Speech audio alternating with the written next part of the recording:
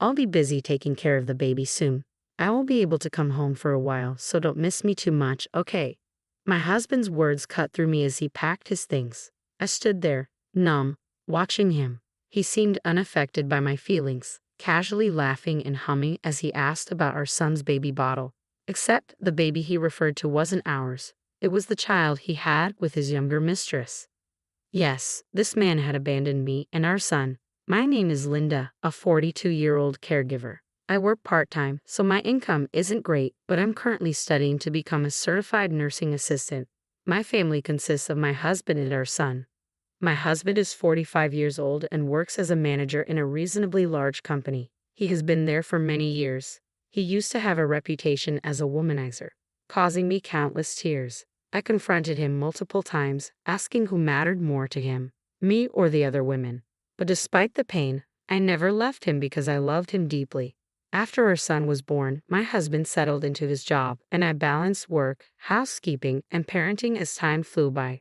Robert, our son, turns 18 this month. He's worked hard through a rebellious phase and is now on the brink of high school graduation, striving to get into his dream college. The thought of him leaving home worries us as parents, though he's grown into a tall, handsome young man poised on the threshold of adulthood.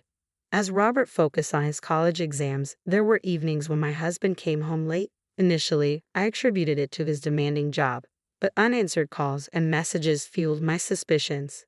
Evidence accumulated, perfume on his suits, stray hairs in the car, that left me doubting, yet I lacked the courage to confront him. Then, during a family dinner one evening, my husband, flushed from alcohol, remarked, "Robert has really grown up, hasn't he? I still feel like a kid sometimes. But you've grown so much taller since middle school, and your face has matured, hasn't it?" Robert, visibly embarrassed by the attention, awkwardly scratched his head. My husband glanced at us casually and remarked, "So you don't need your old man anymore, huh?" "What do you mean?" I was taken aback by the sudden shift in conversation, exchanging puzzled looks with Robert. My husband finished his beer in one gulp and dropped the bombshell. "Well, the thing is, my girlfriend is pregnant." The room fell silent. Girlfriend? Pregnant? It was incomprehensible. I let out a nervous laugh. "You must be joking. You've had too much to drink." "No, it's true. I've been seeing her for a year now. I intended to keep it quiet, but it looks like we're expecting a baby." I stood up abruptly, shielding Robert's ears. He stared at his father, bewildered. "Robert, please go back to your room."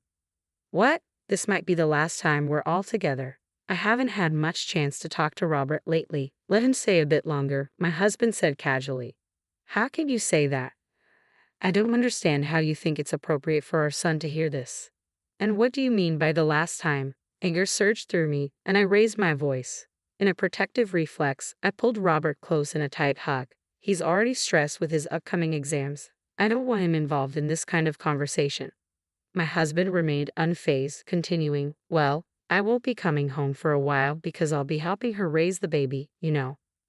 My head spun at his words. So he had a mistress and was expecting a baby with her, dropping this bombshell on us only as the birth approached. I couldn't comprehend my husband's actions. I felt like everything was unraveling. Over our more than 20 years together, there were times I resented him, but I always found solace in seeing him as a devoted father to Robert.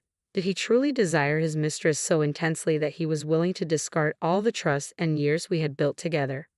"Well, that's how it is. I'm going to her place this weekend, so I'd better start getting ready," he announced, beginning to pack his things into a backpack. I stood there, feeling like a hole had been torn in my heart. "Hey, do we still have the baby bottles Robert used?" Despite the somber mood, my husband was smiling. I shook my head silently. There was one thing left, not saved for him and his mistress, but for when Robert grew up, so my husband and I could reminisce about our parenting journey, praising each other and sharing memories.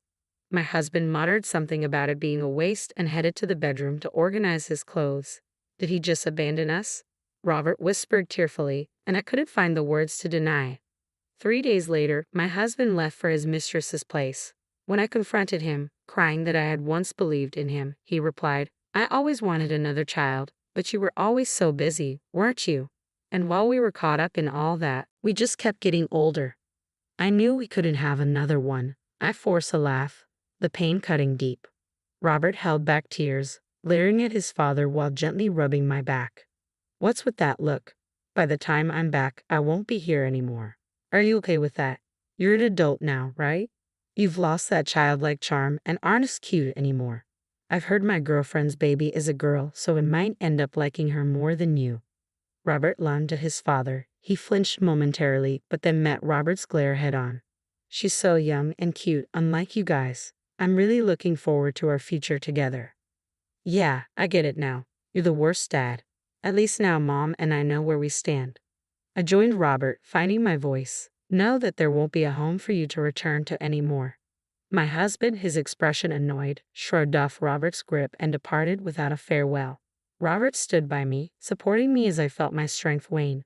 We didn't sit idle after learning about my husband's mistress. We had already begun planning our next steps. About 2 weeks later, my husband called. He chuckled, mentioning how smoothly things were going with raising their daughter, who he described as adorable. He even sent a photo of his mistress holding the child, igniting a simmering rage within me. Unknowingly, he provided us with evidence. I saved the photo and began recording our conversation, amazed at his recklessness. Then, right on cue, his mistress took the phone and started talking. Are you the wife? I'm sorry I've taken your husband all for myself, but we have a child together now, so it can't be helped, right? Well, yes, raising a child can be tough. I'm glad you understand. When your husband first mentioned you, I thought you were just a weak person who couldn't do anything but cry. But that's clearly not who you are. So that's what he had been saying about me to his mistress. Half a year ago, those words would have cut deeply, but now they left me numb. My love for my husband had long since faded. You knew my husband was married with a child, and yet you pursued him anyway. I didn't know at first. He never wore his wedding ring when we were together, so when he finally told me, it was a surprise. But it didn't change my feelings for him. We're meant to be together forever. It's a good thing they're both so clueless. This would serve as evidence that the mistress knew my husband was married and still continued their relationship. While her words were infuriating, the potential payoff was significant. It would have been more challenging to exact revenge if she appeared genuinely remorseful and troubled by the unplanned child. I wished them both well and hung up. 2 years had passed since that day. Then I saw that familiar number on my phone screen. Taking a deep breath, I answered. Hey, how have you been? I'm on my way home now, so make sure the house is clean, okay? Didn't I tell you there's no home for you to return to? What are you trying to prove? My husband sounded exasperated. Okay, I admit leaving abruptly was wrong, but I can't abandon her to raise the child alone, can I? You're a mother too, you should understand. He still doesn't get it. He hasn't changed since that day. Maybe that's for the best. It confirms that Robert and I made the right choice in taking care of ourselves. I think you misunderstand. There literally is no house for you to return to. I sold it. I heard my husband gasp on the other end of the line. 2 years ago, that day, I made a decision to confront my oblivious husband with everything that had transpired. My son and I grappled with the daunting task of removing him from our lives for good. Amidst it all, I realized the risk of him wanting to return and resume where he left off. After everything he had done and said, living with him seemed impossible. Even our once shared home felt tainted to me now. When I voiced my turmoil, Robert calmly posed the question. Isn't this house in your mom's name? Yes, it's the house I inherited from my grandfather. We renovated it and moved in. In that case, why don't we sell it? Robert's bold suggestion took me by surprise, but selling the house meant my husband could never return to it. The proceeds would also fund legal assistance and a private investigator for the divorce. Robert had been saving diligently, ensuring we could start anew without financial worries. I agreed to Robert's plan and began preparations. Robert intensified his studies, earning acceptance to a distant college, while I pursued certification as a nursing assistant. With higher earning potential, I could work anywhere.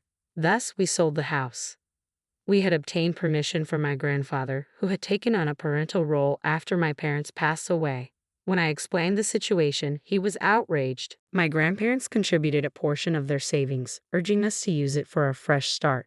Despite my hesitation, they insisting there was no reason for them to hold onto the money at their age, and pressed an envelope filled with cash into my hands. Their kindness moved me to tears. And so, we started our new life in the state where Robert's college was located. Given your lack of interest in our lives during Robert's exam preparations, you probably have no idea where we reside now. You can't bluff me like that. My husband's voice rose in panic. If you think it's a lie, you can come and see for yourself. We're busy. We're hanging up now. Hey, wait. At that moment, Robert, who had been quietly observing, took the phone from me. Dad, remember what you said? That we don't need you anymore. We agree. We don't need a father who abandons us for his mistress. With a steely tone, Robert's words brought my husband to tears. Please wait. I know I messed up, but don't abandon me. Taking the phone back from Robert, I prepared to deliver the final blow. You may not agree to a divorce, but we're moving forward with the preparations regardless. And did you know that alimony payments for fathering the child during our marriage can be nearly double the standard amount? You better start preparing for that. Without waiting for his response, I ended the call. Immediately, my husband tried calling back, but I declined. I refused any further stress. From now on, he would bear the financial burden of raising a child with his mistress and paying me alimony. My husband lacked real skills to support himself, and I had always cleaned up after him. He left dirty dishes and scattered laundry, rarely helping with household chores and only occasionally taking out the trash, boasting when he did. I couldn't envision him and his young lover enduring for long. After speaking my mind, a sense of relief washes over me and I take a deep breath. Robert looks concerned. I'm okay. I said what needed to be said, and I feel much better now. Let's go out and have something you enjoy today, I say, mustering a smile despite my weariness. He still appears worried but tries to appear cheerful for my sake. I find my sons debating between steak, sushi, or pizza utterly endearing. We face challenges, but let's create more happy memories together.